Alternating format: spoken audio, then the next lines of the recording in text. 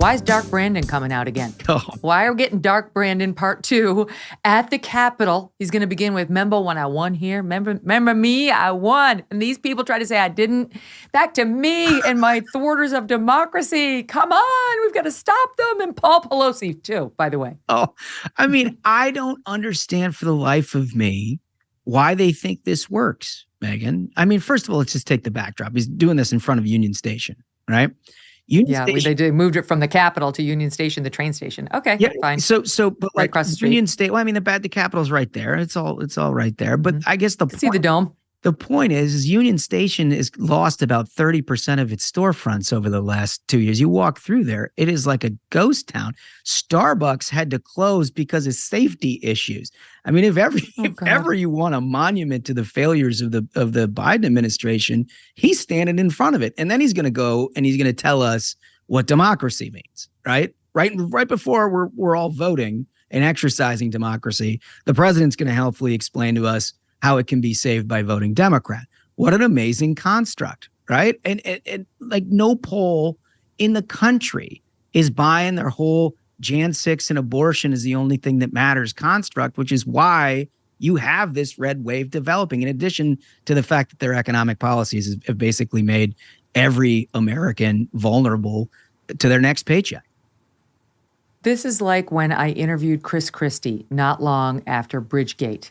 And we went to him, we went to the governor's office, and his team chose the location. We're like, fine, great, wherever you guys want. It was outside, and I liked the governor and still like the governor and his team, but they literally set it up with an enormous bridge in the background to the point where we actually said, are you sure this is how you want to do it? They were like, yeah, we're good. I'm like, okay. Let's do this thing. Okay. Sometimes these folks are not well served by their team. Not everybody has a Josh Holmes on their team. Oh, well, it's nice of you to say. But I mean, look, I think what is an undeniable fact is that control of the House and the Senate is going to be determined in large part on the president himself, his policies, his image, whether the American people want to continue on in the Biden agenda or not. All right. That has proven to be a real liability for Democrats. And so, I mean, like, I think you ask like a Mark Kelly or a Catherine Cortez Masto or Patty Murray or some of these people who are in danger of losing their seats, is it helpful to have the president standing in a monument of your failures a week before the election? I mean, I can't imagine. Maybe they'll move it next to a grocery store or in front of a gas pump. Seriously, it's on. Might as well throw Keystone Pipeline in the middle of it and see if we can't figure that out. Maybe Afghanistan, Bagram Air Base. Right? I mean, let's just go through the litany of all of the listed terribles that this administration has been through and talk about them all 6 days before an election. Oh, okay. Now listen, I mentioned an overseas war, and that I wanted to ask you about this before I let you go. Biden with yet another nonsensical, non-factual campaign trail stumble. I mean, hopefully Dark Brandon stays on the prompter tonight, because when he goes off the prompter, we've seen he makes a lot of mistakes. Just last week, he said we have 54 states. And last I checked, I have to just count the flags, the stars on the flag, and you're good. You got it. 50. Let's not get started on the Republican congressman he thought was alive when she was dead, and he had acknowledged that shortly prior. So here he is speaking yesterday about inflation, okay, and listen to how he says Iraq instead of Ukraine, and then how he tries to fix it with more disinformation. Listen. Inflation is a worldwide problem right now because of a war in Iraq and the impact on oil and what Russia's doing. The war in Ukraine. And thinking of Iraq because that's where my son died. Because he died. No, he did not die in Iraq. He's made this mistake or misstatement repeatedly, Josh. Beau Biden may have gotten sick. He may have gotten cancer thanks to those burn pits in Iraq, but he did not die in Iraq. And he's said this repeatedly now.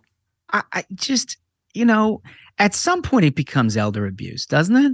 I mean, like, look, I understand he's the president of the United States, and I understand that, people elected him, and I understand that they want to get him out and talk about things, but like, every single time he goes off of a teleprompter, it is a debilitating error, the likes of which if a Republican ever said one of those things that he says on a daily basis, they'd never see elected office again. And yet we're sort of forced to pretend like he's driving the bus in the right direction. And look, I think that's playing into this midterm too, right? I mean, it's not just that what you've done is wrong. It's that they have absolutely no confidence in his ability to get things right. And how could they? He can't get through a sentence. And I mean, look, like, I don't want to harangue away on the fact that clearly he's lost a step. Clearly he doesn't know what he's talking about. Like, it brings me no joy to do that.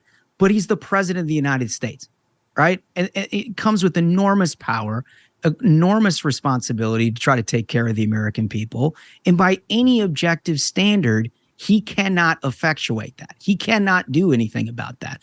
And God, I mean, you take him off the mic, you put the vice president on, it gets worse. So, I mean, this is, look, if I were them, I'd shut it down. The holidays, when our waists get bigger and our wallets get smaller. It's the season when most companies want you to spend all your money. But Good Ranchers wants to help you save in a season of spending. Beef prices are estimated to increase another 20% early in 2023, continuing the largest price spike on meat in recent U.S. history. Good Ranchers is letting you lock in your price on all the meat you buy this November when you subscribe during their Black Friday savings. With my code, Megyn, you can get their exclusive Black Friday offer of 2 free Black Angus New York strip steaks. You will inflation-proof your meat budget and get $70, $70 worth of free USDA choice steaks and save an additional $25 on every box when you subscribe. Thousands of 5-star reviews show why so many people are ditching the high prices and low quality of their grocery store for Good Ranchers instead. Treat yourself or someone you love to Good Ranchers' award-winning service and quality this holiday season. Remember to visit goodranchers.com/Megyn or use my code Megyn at checkout to grab their best offer of the year. Black Angus is one of the premier breeds of cattle for high-quality beef, so don't have a normal Black Friday this year. Have yourself a Black Angus Friday with 2 free steaks from Good Ranchers. American meat delivered.